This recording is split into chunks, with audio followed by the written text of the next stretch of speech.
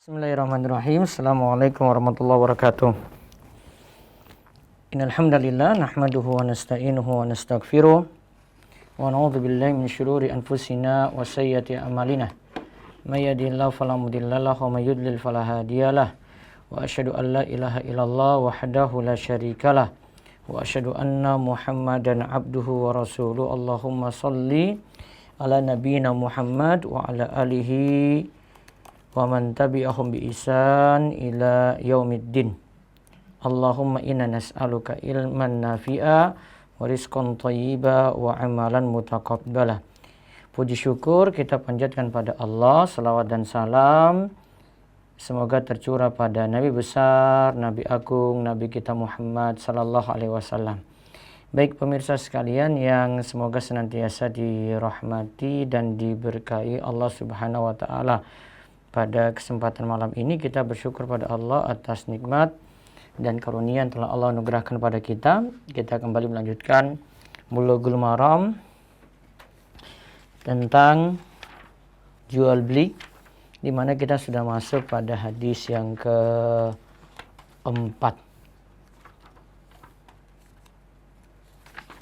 yaitu tentang persyaratan dalam jual beli. Persyaratan terkait dengan barang yang dijual.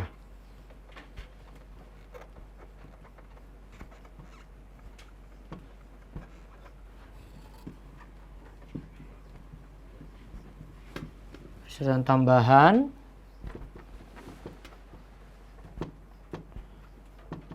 terkait dengan barang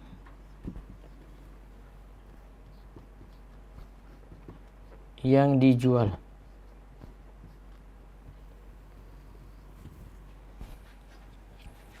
Persyaratan tambahan terkait dengan barang yang dijual.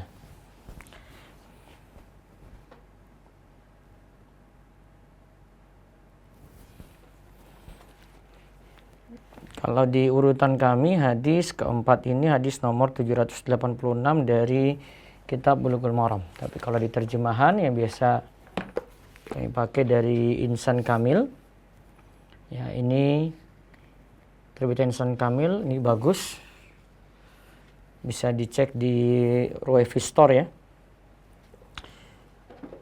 Ini hadis nomor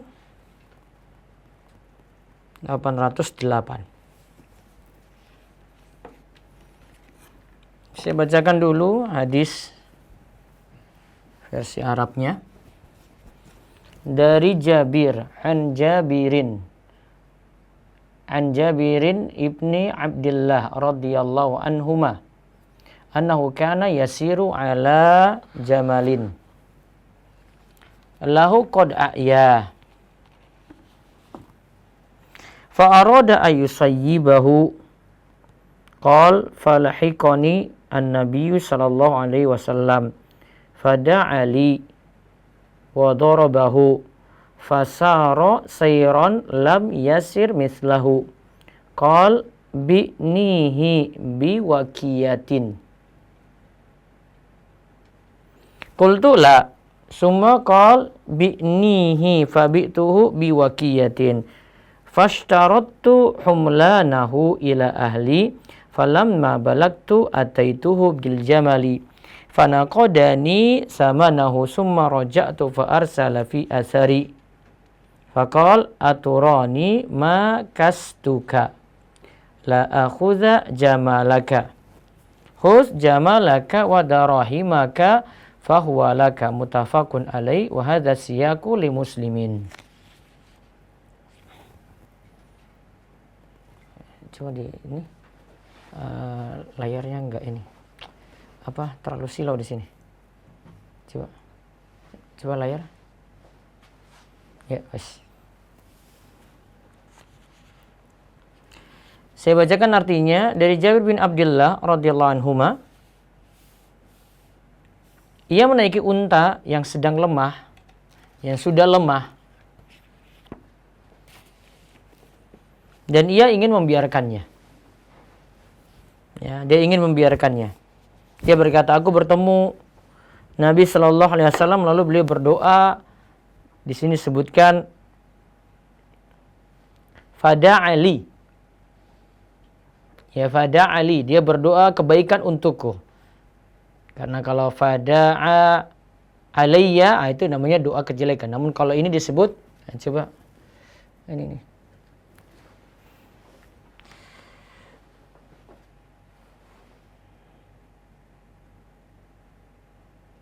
Ya. Fada Ali, dia berdoa kebaikan untukku.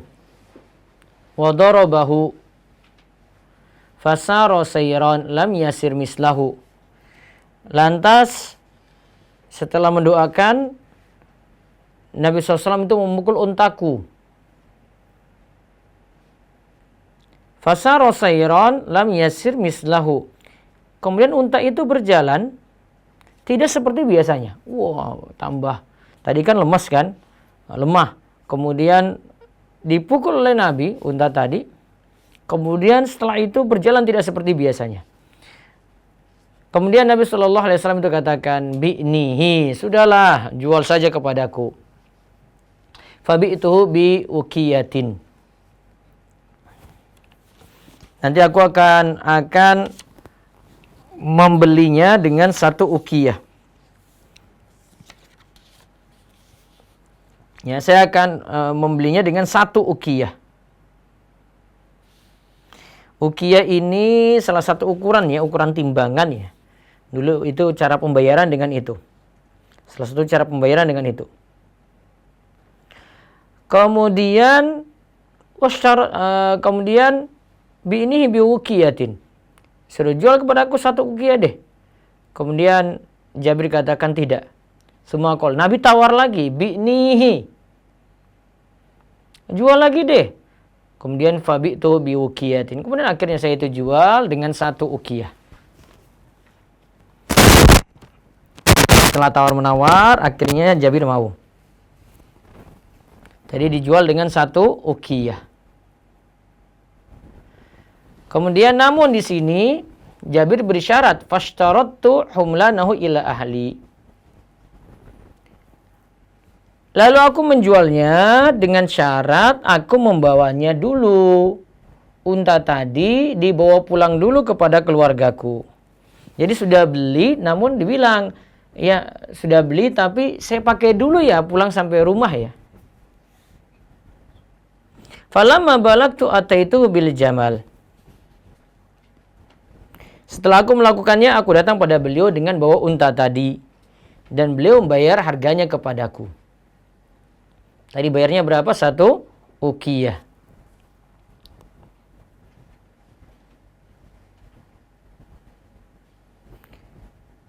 Jadi sudah dipakai, berarti si penjual masih tetap dapat manfaat dari hasil jualannya tadi. Kemudian setelah itu baru dibayar. Summa raja'tu. Kemudian aku kembali fa arsala fi athari. Kemudian aku pulang dan beliau mengirim seseorang untuk membuntutiku. Jadi ada yang ikuti Jabir. Faqal aturani ma kastuka. Apakah engkau mengira aku menawarmu untuk mengambil untamu? Kemudian Nabi SAW katakan, ambillah untamu dan uangmu, ia hadiah untukmu. Khuz jamalaka wa darahimaka. Ambil untamu dan dirhammu tadi. Fahuwa laka, itu tetap jadi milikmu. Muttafaqun alaih. Hadis ini diriwayatkan oleh Imam Bukhari dan Muslim.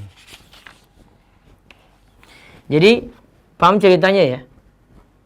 Jabir itu punya unta yang lambat berjalan, tertinggal terus. Ya, si Jabir ini sudah, saya mau tinggalkan unta ini saja, buang unta ini saja. Kemudian akhirnya dia ketemu Nabi SAW. Nabi pukul unta tadi.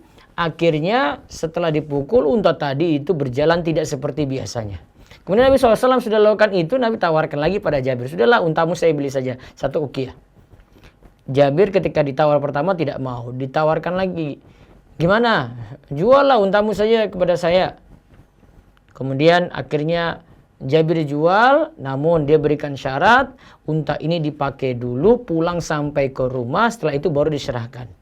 Nah, ketika sudah dipakai, kemudian diserahkan pada Nabi, Nabi SAW malah kasih uang. Tadi kan belum dibayar ya, kasih uang. Kemudian sudahlah, ini untamu, ini untukmu. Ini duitmu dan ini uangmu juga untukmu. Muttafaqun alaih, hadis ini riwayat Bukhari dan Muslim, namun lafaz ini wa hadza siyaqu li muslimin.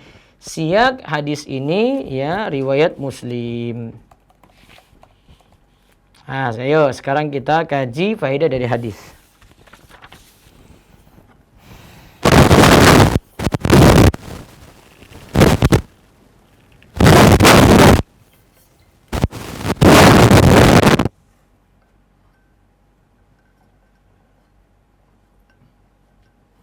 Jadi tadi penyebutan wukiyah atau wakiyah, mungkin cara bacanya itu ada hamzah yang dihilangkan. Jadi cara bacanya harus ada hamzah di depan. Tapi dalam lafaz ini cuma disebut. Jadi tadi Jabir itu bawa pulang dulu untanya ke keluarganya di Madinah. Kemudian ketika sampai baru dia serahkan pada Rasulullah. Rasulullah itu membayarnya lagi.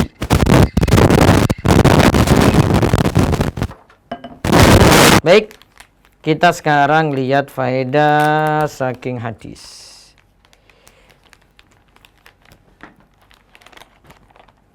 Faedah pertama, hadis ini jadi dalil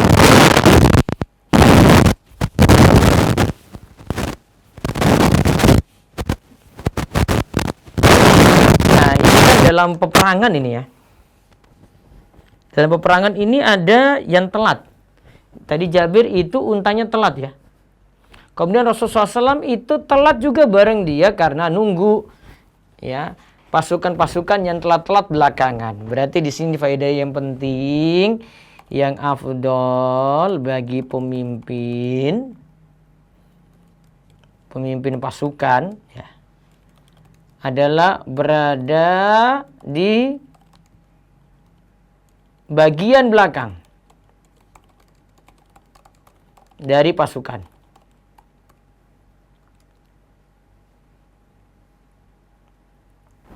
Tujuannya apa? Bertujuan untuk menunggu orang-orang yang lemah. Bertujuan untuk menunggu orang-orang yang lemah. Karena tadi Rasulullah SAW itu kan tahu Jabir telat di belakang kan? Karena untanya itu lambat. Maka Nabi SAW ketika itu ya nunggu juga, kan tahu ini ada yang ketinggalan.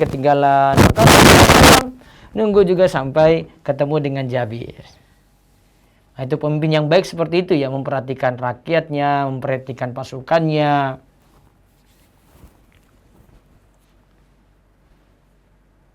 Kemudian hadis ini juga menunjukkan fawaid atau faedah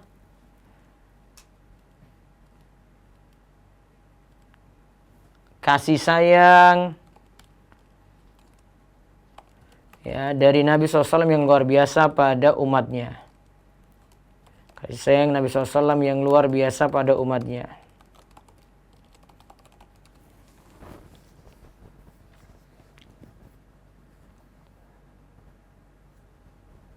Nah, lihat apa yang dilakukan oleh Nabi SAW pada Jabir ya ini ya. Yang dilakukan oleh Nabi SAW pada Jabir adalah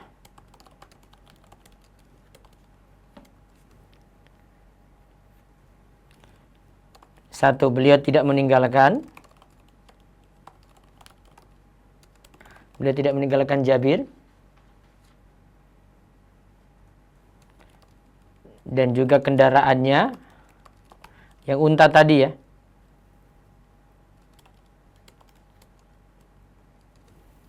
Yang kedua, beliau menolong Jabir dengan mendoakan kebaikan.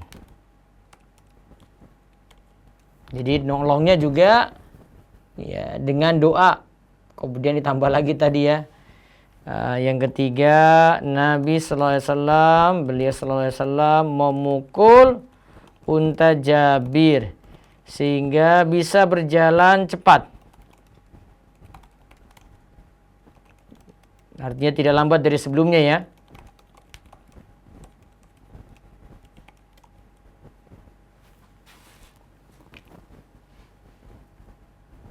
Itu dengan izin Allah tentu saja. Adapun kalau kita lihat kendaraan mogok mau pukul-pukul juga nggak akan jalan-jalan itu. Ya. Mukul, saya mau niru Nabi SAW. Nah, pukul unta itu langsung untanya jalan. Ini motor saya mogok ini di tengah jalan nih. Mau mukul, mau tendang nggak akan bisa jalan. Ini beda. Jadi Nabi SAW melakukan pada Jabir apa? Tidak tinggalkan Jabir dan kendaraannya di belakang karena beliau jadi pemimpin. Beliau berada di bagian belakang pasukan. Agar melihat, ini yang telat-telat, ini yang tua, ini yang sudah nggak kuat lagi. Terus yang kedua, beliau menolong Jabir dengan mendoakan kebaikan. Maka kalau jadi pemimpin, ya, lihat ada yang susah, itu didoakan. Terus yang ketiga, beliau SAW memukul unta Jabir, sehingga berjalan cepat.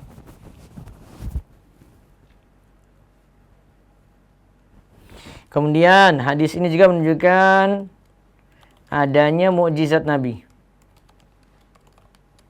Adanya mukjizat Nabi SAW yang memukul unta sehingga berjalan tidak seperti biasanya.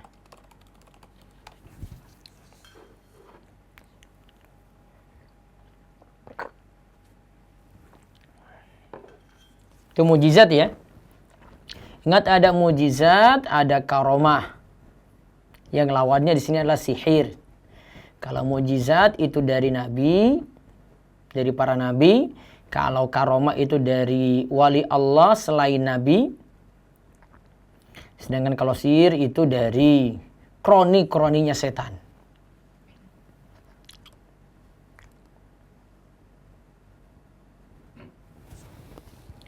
Kemudian faedah yang berikutnya lagi yang keempat, boleh menawar barang dagangan.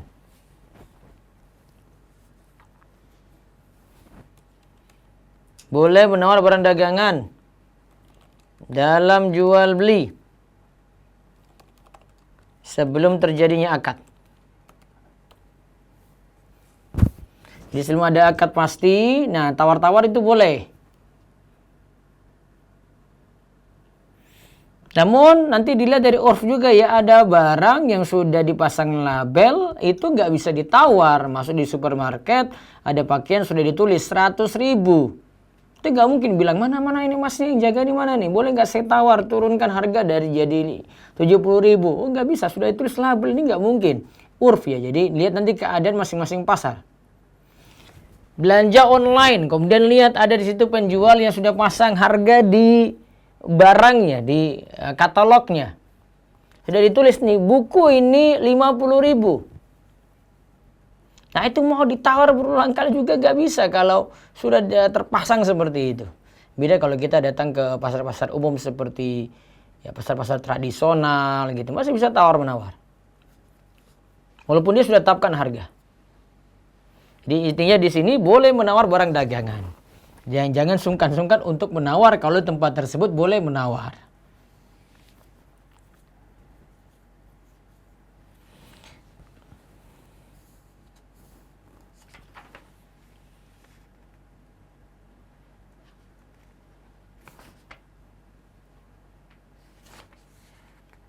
Nah, kemudian faedah yang lainnya lagi yang kedua,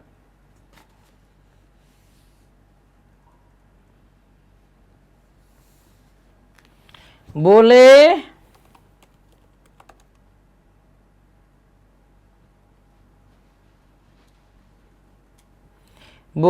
membuat persyaratan tambahan. Ini yang tadi kita bahas ya, persyaratan tambahan. Boleh membuat persyaratan tambahan untuk memanfaatkan barang.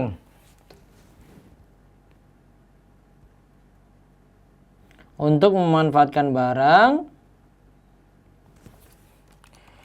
berlaku bagi penjual atau pembeli. Tadi seperti kasus Jabir itu dia penjual ya, dia menawarkan, dia katakan saya setuju dengan akad ini, namun saya pakai dulu barang ini sampai ke rumah. Itu persyaratan dari penjual. Kalau dari pembeli misalnya dia mau beli itu, ya saya mau beli ini, tolong antar barang ini ya, galon ini saya beli ya, tolong antar sampai di rumah ya, itu cuma 50 meter sana.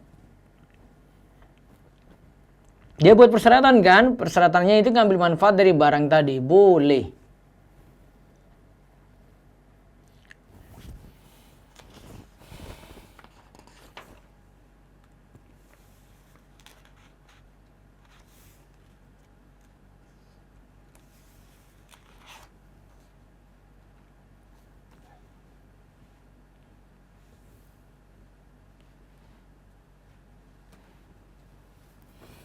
Jadi persyaratan tadi itu dibolehkan. Terus di sini ada keterangan tambahan lagi, ini fawaid dari Syekh Abdullah Al-Fauzan.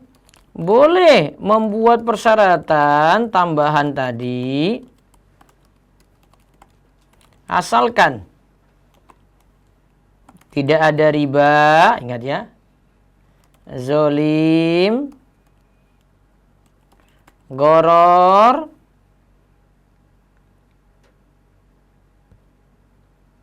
dan mudarat.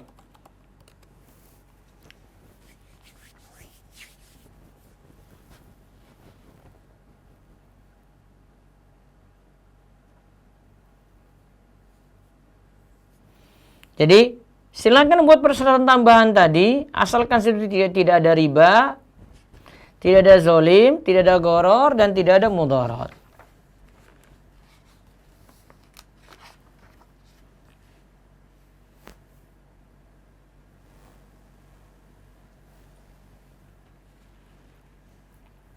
Dan persyaratan ini dibolehkan sesuai kaidah ya, al-muslimuna ala syurutihim. Kaum muslimin itu selalu menepati janji yang telah disepakati. Itu bisa masuk ke kaidah ketujuh sebenarnya. Ingat, kaum muslimin itu, kaidah ketujuh ya, hendaklah memenuhi janji yang telah disepakati. Atau kaidahnya al-muslimuna ala syurutihim.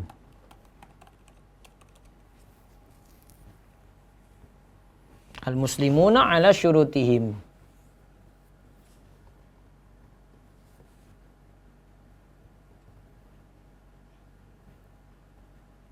Setiap muslim itu hendaklah memenuhi janji yang telah disepakati. Namun ingat ya, janji ini selama tidak ada zolim, tidak ada riba, tidak ada gharor, tidak ada mudarat.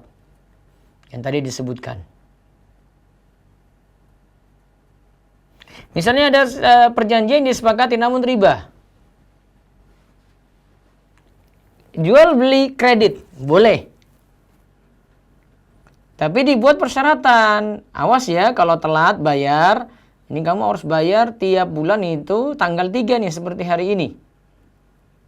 Dia bilang gitu. Kalau telat, kamu telat bayar dari tanggal 3, kamu dapat denda. Persyaratan kan itu? Iya, persyaratan tambahan. Tapi ada apa? Riba di dalamnya. Maka persyaratan ini tidak boleh disetujui.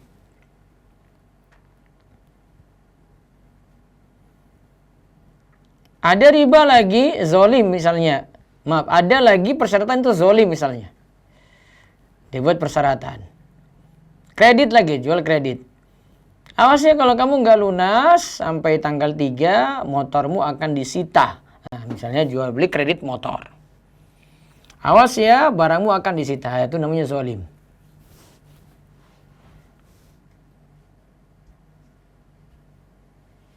Ada juga persyaratan tambahannya gharor. Ada unsur tidak jelas. Ya, ada unsur tidak jelas.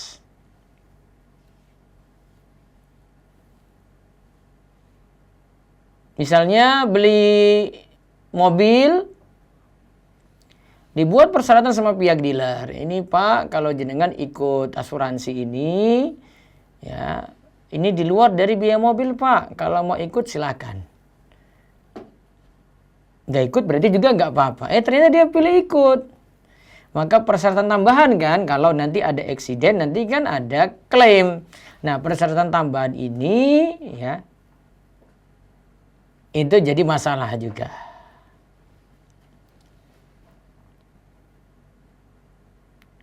Ada persyaratan sampai menimbulkan mudarat, bahaya.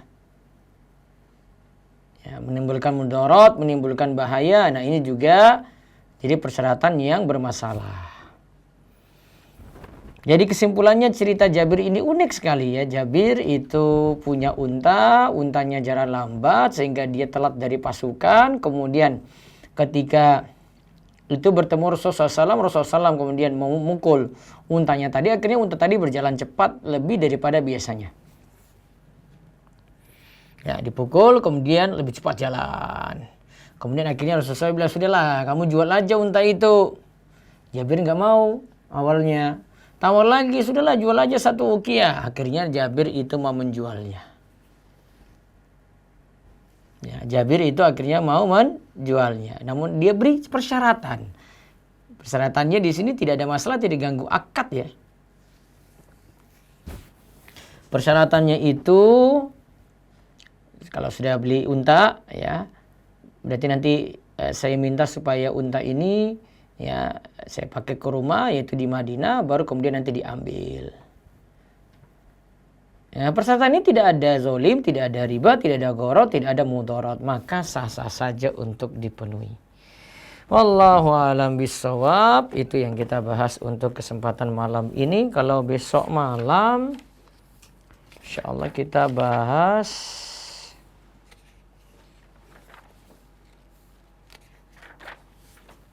hukum budak mudabar. Ada kucing yang jatuh dalam minyak.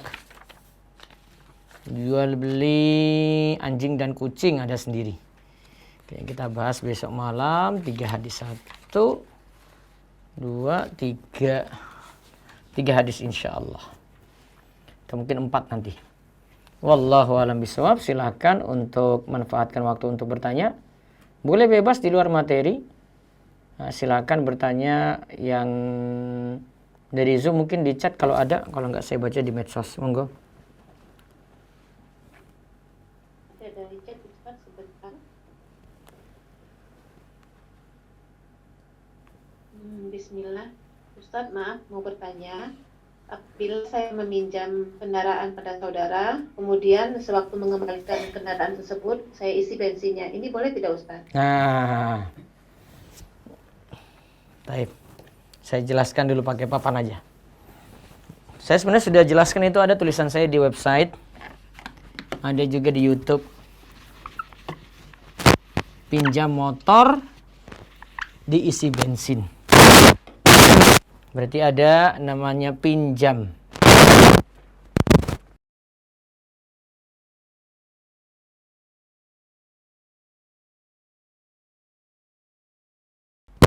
Apa bensin, tapi ada tambahan.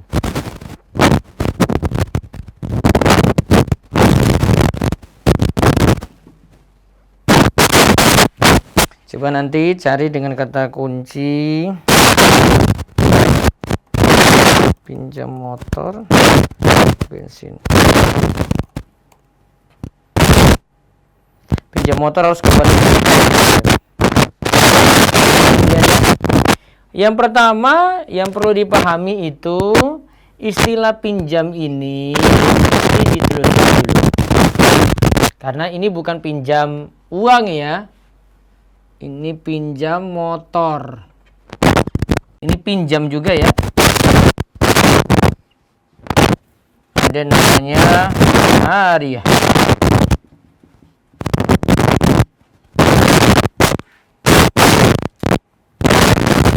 Ini pinjam juga sama.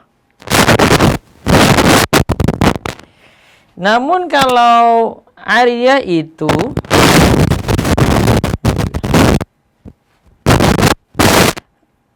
Arya itu pinjam tapi tidak berpindah kepemilikan.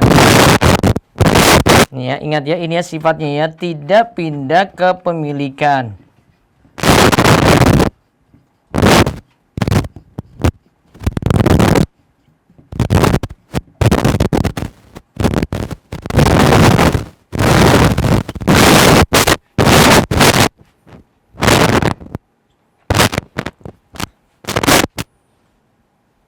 Sedangkan kordon itu ini pindah kepemilikan tapi nanti balik.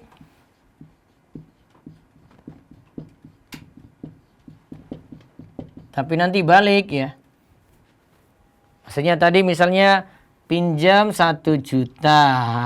1 juta kalau dipinjamin orang kan ya uang 1 juta itu dimiliki. Tapi nanti balik lagi 1 juta.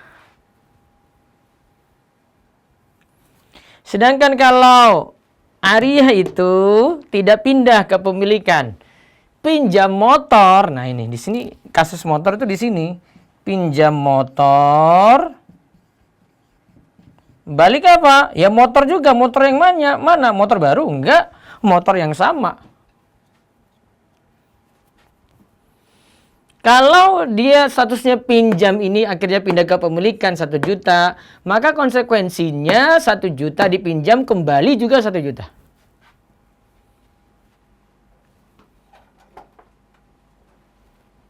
Tapi kalau ini ya pinjam motor ya kembalikan motor lagi sama.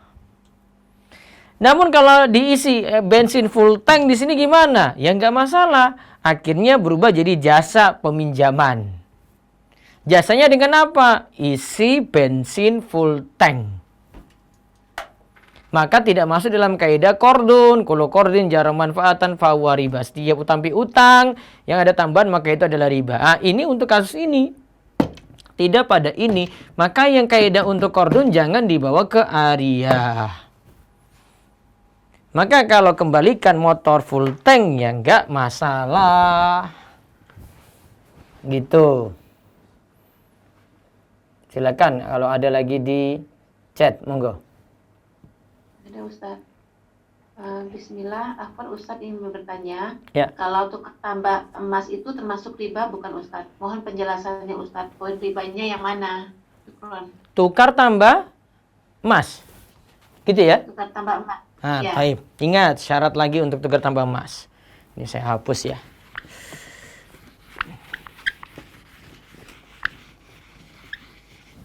Emas itu kalau ditukar dengan emas, itu kan tukar tambah emas ya. Berarti kan emas ingin ditukar dengan emas tuh.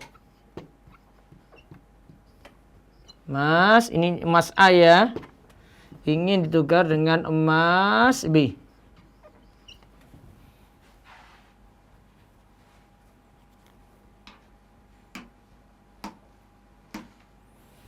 Emas A mau ditukar dengan emas B.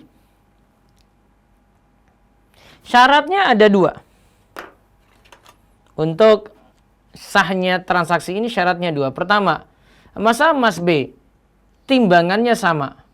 Itu jumlah atau timbangan. Saya pakai timbangan aja istilahnya.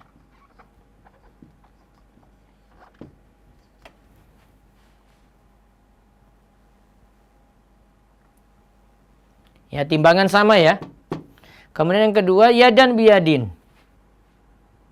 Tidak ada yang tertunda.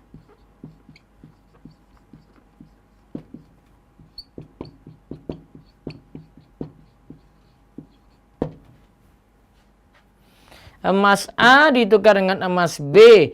Ini 1 gram, maka ditukarnya juga 1 gram.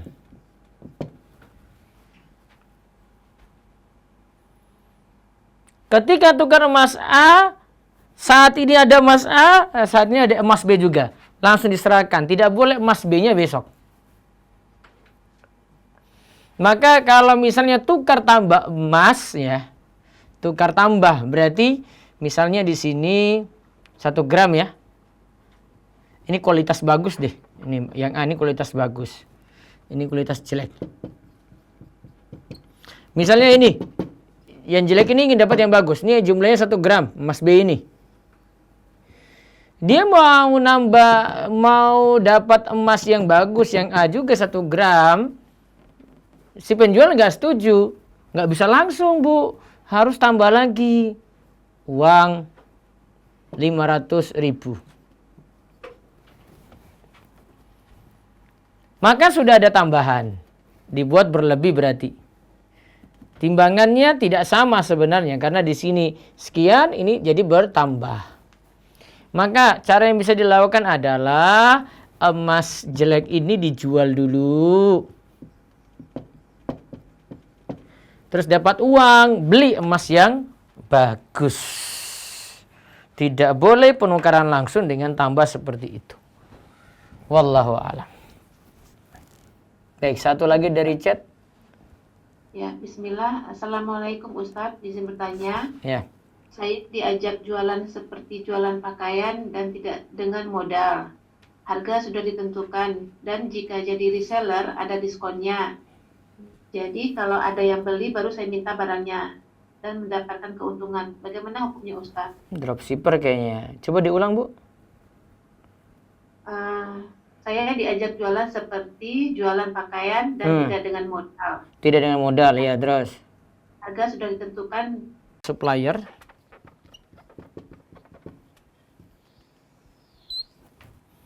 Ini konsumen.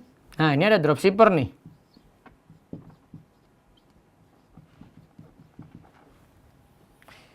Nah, konsumen ini nanti minta barang dari sini. Terus si supplier ini sudah tetapkan harga ini, misalnya ini kamu jual nanti pokoknya minimal 100.000. Mau jual lebih daripada itu terserah. Pokoknya saya cuma minta 100.000. Nah, dia jual akhirnya di sini 120 pakaian tadi.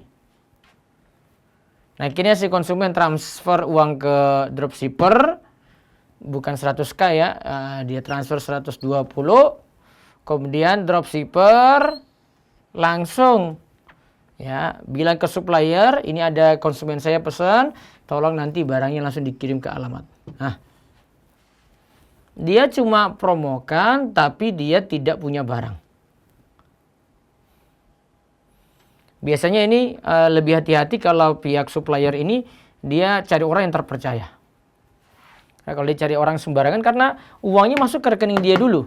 Yang ini si dropshipper ini baru kemudian ke supplier, nanti dia tinggal setor 100 saja.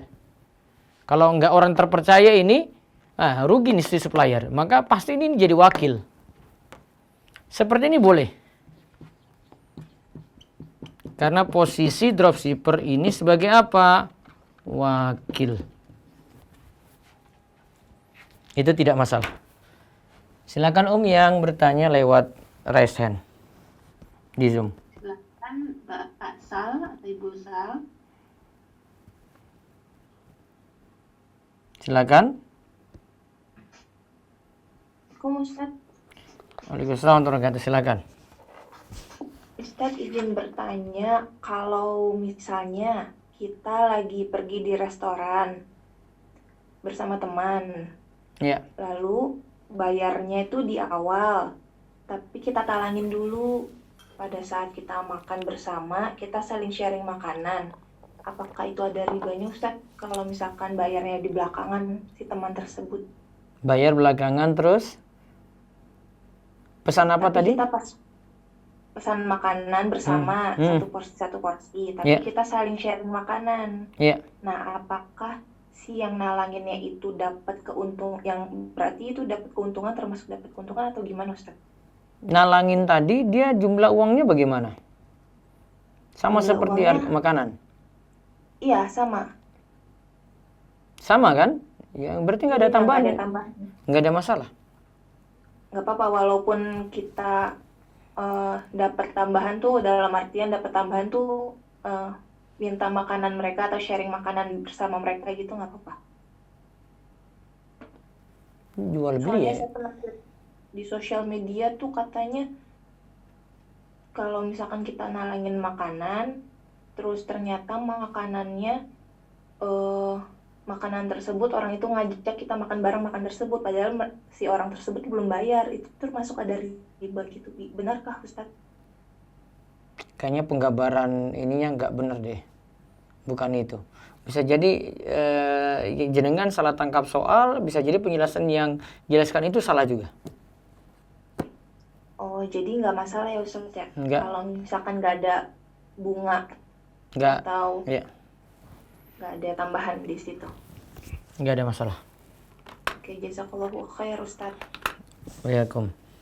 Terus silakan lagi. Silakan Fatma. Assalamualaikum Ustaz. Waalaikumsalam warahmatullahi wabarakatuh. Silakan. Saya Fatma di Turki. Suami saya kan orang Turki Ustaz. Iya. Di sini tentang kredit card tadi kan banyak kemudahan kalau pakai kredit card. Terus Iya.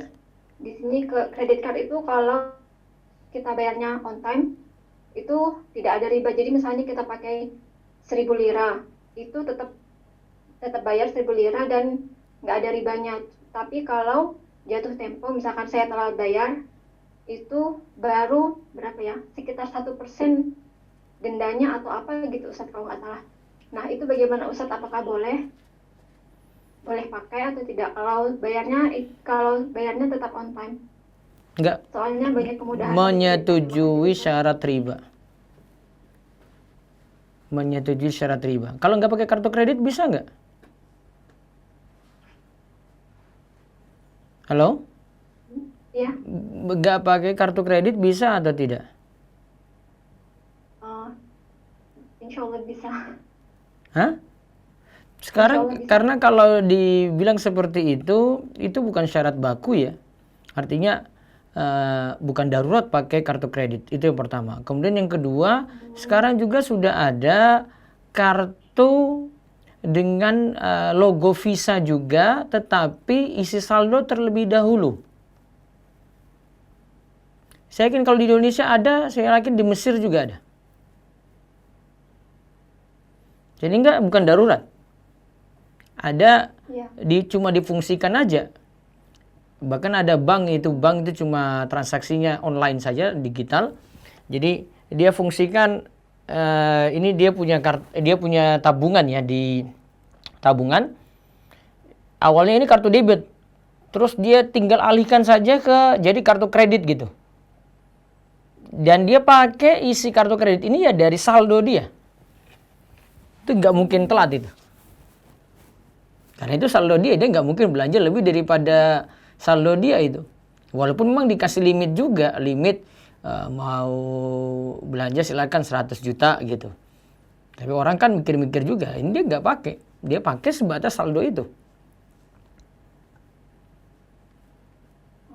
Kalau di Indonesia bisa, di sana pasti bisa. Iya. Terima kasih Ustaz. Ji.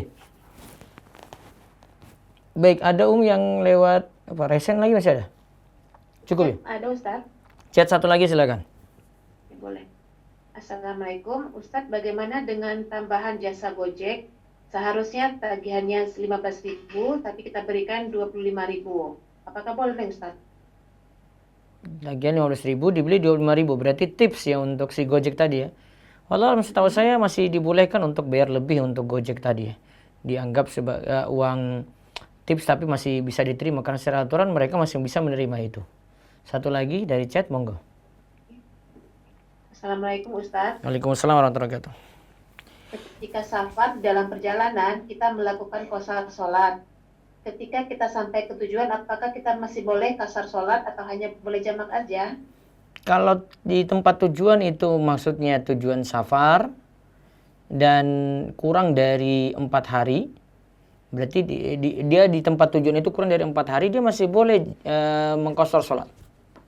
Tetapi kalau dia niatannya di tempat tujuan nanti lebih daripada 4 hari, maka dia tidak boleh mengqasar sholat sedari awal dia stay di situ. Karena dia sudah niatan sebagai orang yang mukim. Baik, saya cukupkan yang di Zoom sebentar. Apabila dalam akad istisna pihak BMT menyatakan mempunyai pemborong yang masuk dalam tim BMT, apakah tidak masalah demikian? Yang jelas yang buat harus BMT gitu. Kalau BMT buat terus rumah itu dimiliki, akad ini barang itu dimiliki ya oleh BMT, nah dia jual secara kredit boleh. Wallahu a'lam. Ini ada pertanyaan pada halaman 34 buku Belajar dari Istri Nabi ya. Itu yang benar perkataan Yakub atau Nabi Yusuf? Wallahu a'lam, saya nanti cek dulu. Terus, jika transaksi emas diwakilkan oleh teman Ana, di mana uangnya ini Ana transfer ke rekening teman Ana. Ya, yang penting teman tadi belinya secara yadan biyadin ya. Kalau dia beli secara yadan biyadin boleh. Wallahu a'lam bishawab. Ya, kami cukupkan untuk malam ini. Insyaallah besok pagi kita ada kajian lagi, dan yang belum saya jawab malam ini bisa bertanya untuk pertemuan besok malam biiznillah. Demikian kita cukupkan, kita tutup dengan doa kafaratul majelis. Subhanakallahumma bihamdika asyhadu an la ilaha illa anta astaghfiruka wa atubu ilaik. Assalamualaikum warahmatullahi wabarakatuh.